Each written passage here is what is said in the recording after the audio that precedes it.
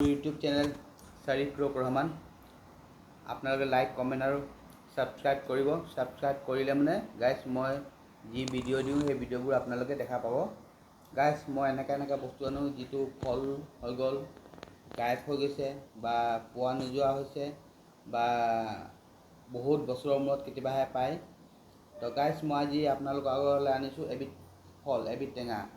এইটো গাইজ চাব পাৰে, এবিধ ফল গাইজ দেখিছেনে?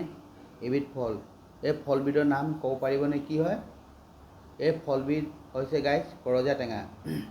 ইয়াক আপুনি আচাৰ থ'ব পাৰে বা তৰকাৰীত দি টেঙা কৰি খাব পাৰে আৰু গাইজ এনেকৈ ইয়াক কেঁচাকৈ খাব পাৰে।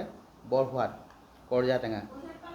গাইজ এইবোৰ ফল ইয়াত আজিকালি পোৱা নোযোৱা হৈ গৈছে। কাৰণ কেলৈ এই কাৰণে পোৱা নোযোৱা হৈছে যে আমি এই ফল মূলবোৰৰ গছবোৰ কাটি পেলাইছোঁ যে গাইজ, সেইটো কাৰণে আমি ফলো খাব নাপাওঁ, যি পুৰণি ফল আছে আৰু গছৰ ছাঁহো নাপাওঁ। তো গাইজ মোৰ এটাই উদ্দেশ্য আছে যে পুৰণি গছ গছনি নাকাটিব।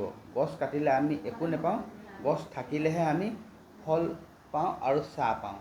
তো গাইজ মোৰ চেনেলটো আপোনালোকে ছাবস্ক্ৰাইব কৰিব, যাতে মই আৰু ভাল বা যি বিলুপ্ত হৈ যোৱা ফল মূল আপোনালোকক দেখাব পাৰোঁ। তো গাইজ মই ইয়াৰে এটা খাই দেখাইছোঁ, নহ'লে গাইজ ক'ব নহয় যে কি জংলী গুটি আনিছে নে কিবা বুলি। এই গাইজ নিমখ লৈছোঁ, নিমখৰ লগত এইটো টেঙা লৈছোঁ গাইজ, টেঙা।